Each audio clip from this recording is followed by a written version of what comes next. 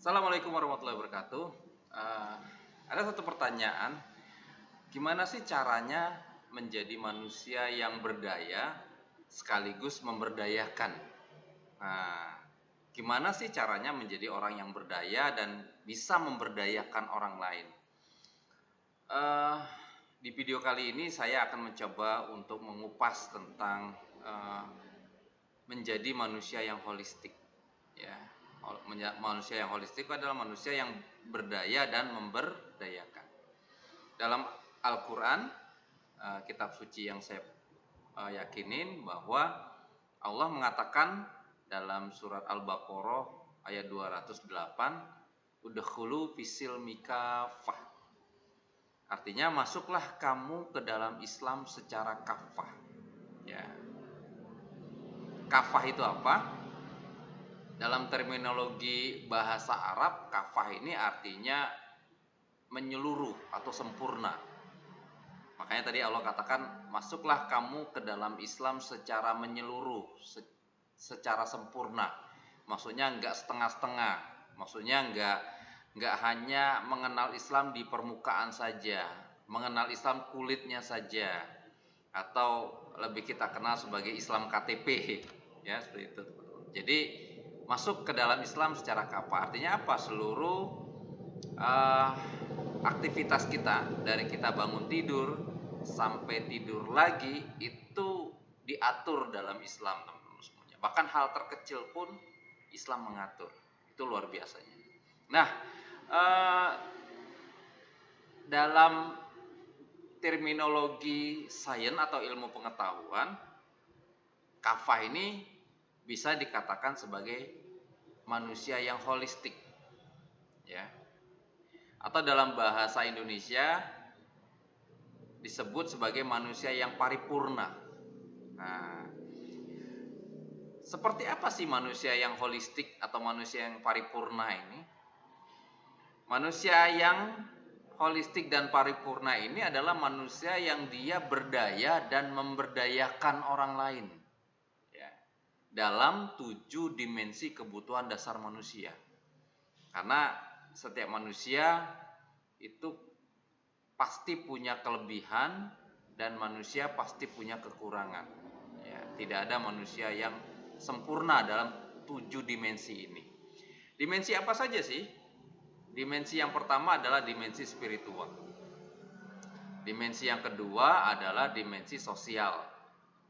Dimensi yang ketiga, dimensi intelektual. Yang keempat, dimensi emosional. Yang kelima, dimensi finansial. Yang keenam, dimensi estetikal atau keindahan. Dan yang ketujuh adalah dimensi fisik atau dimensi kebugaran. Nah, teman-teman semua, mungkin kita sering melihat di masyarakat, ya, ada orang yang dia spiritualnya bagus, ya, misalnya dia rajin ke masjid, rajin beribadah, tapi kok di usia belum masuk usia 40 dia sudah sering sakit-sakitan, ya. Berarti ada dimensi apa yang dia yang lemah? Dimensi fisik, ya. Dimensi spiritualnya bagus tapi dimensi fisiknya lemah, ya.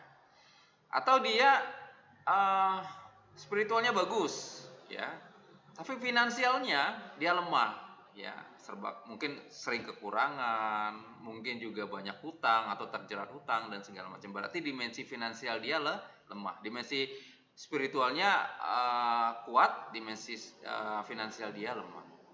Atau ada orang yang dimensi finansialnya kuat, tapi dia dimensi sosialnya lemah, ya. Jarang bersilaturahim dengan tetangga, jarang ikut organisasi, jarang aktif di kegiatan-kegiatan sosial dan segala macam. Ya. Atau dimensi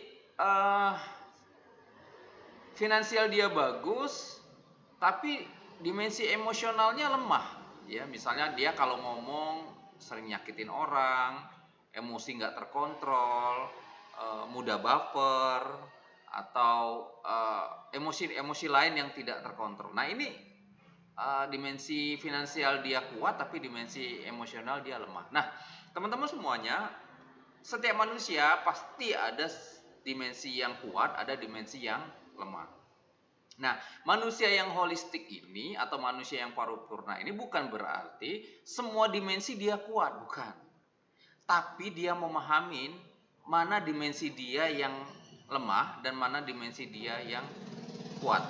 Nah, dimensi dia yang lemah, dia berusaha untuk belajar, ya, berlatih, ya, memahamin dimensi dia yang lemah, kemudian dia berusaha untuk meningkatkan dimensi dia yang lemah tadi. Misalnya dia lemah dalam dimensi finansial, dia berusaha untuk mencari penghasilan tambahan, meningkatkan omset, kemudian dia berusaha untuk finansial dia naik gitu loh. Nah, jadi ini dia adalah orang yang berdaya.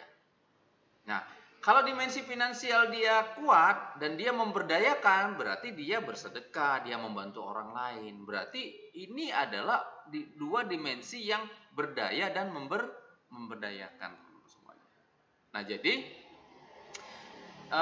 ketika kita mau melakukan pemetaan ini, mana dimensi kita yang kuat, mana dimensi kita yang lemah, maka kita sebenarnya sesungguhnya kita sedang berupaya untuk menjadi manusia yang holistik, manusia yang paripurna, gitu. Manusia yang kafah. Ya. Nah, ada orang yang kita lihat di masyarakat, ya, dia ini banyak aktivitas dia, ya. Waktu kita semua dikasih waktu oleh Tuhan 24 jam. Orang miskin dikasih waktu 24 jam, orang pintar dikasih waktu 24 jam. Orang miskin dikasih waktu 24 jam, orang kaya dikasih waktu 24 jam. Orang bodoh dikasih 24 jam, orang pintar pun dikasih 24 jam. Yang membedakan adalah bagaimana dia memanage waktunya. Nah, ini orang-orang yang berdaya, bahwa dia bisa memanfaatkan waktunya semaksimal mungkin. Berarti dia memberdayakan waktunya, ya. Ada orang yang dia waktu 24 jam, ya dia masih bisa dekat dengan keluarga, dia masih bisa mengurus bisnis, dia masih bisa aktif di berbagai organisasi sosial, dia juga dekat dengan masyarakat, dia juga mungkin masih bisa menjalankan hobinya. Nah, ini adalah orang yang berdaya memanfaatkan waktunya. Tapi ada juga orang yang waktunya 24 jam, jangankan ngurusin orang lain, ngurusin diri sendiri aja dia nggak mampu gitu, teman-teman semuanya. Nah, jadi ini yang membedakan adalah orang yang mampu memberdayakan dirinya dengan orang yang tidak mampu memberdayakan dirinya. Nah, manusia yang holistik adalah manusia yang dia mampu memberdayakan dirinya, dan ketika dimensi dia itu ada dimensi dia yang kuat, maka dia memberdayakan orang lain, ya. Misalnya dia kuat secara intelektual, dia berbagi ilmu dengan orang lain. Dia kuat secara finansial, dia bersedekah dengan orang lain. Dia kuat secara fisik, dia membantu tenaga kepada orang lain. Nah, jadi ini kita memahamin bahwa setiap manusia punya dimensi lemah dan dimensi kuat. Maka orang yang holistik, orang yang paripurna, orang yang kafah tadi adalah orang yang dia memberdayakan dirinya untuk agar dimensi-dimensi dia yang lemah tadi bisa meningkat, dan dia juga memberdayakan orang lain atas dimensi dia yang kuat atau lebih tadi.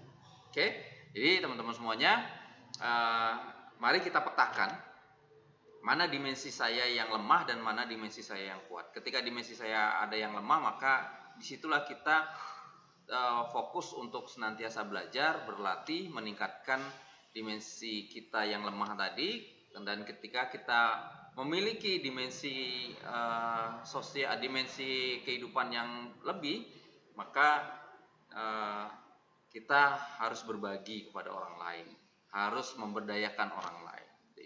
Makanya disitulah kita disebut sebagai manusia yang holistik. Ya. Oke, baik teman-teman semuanya, mungkin ini yang bisa saya sharingkan pada video kali ini.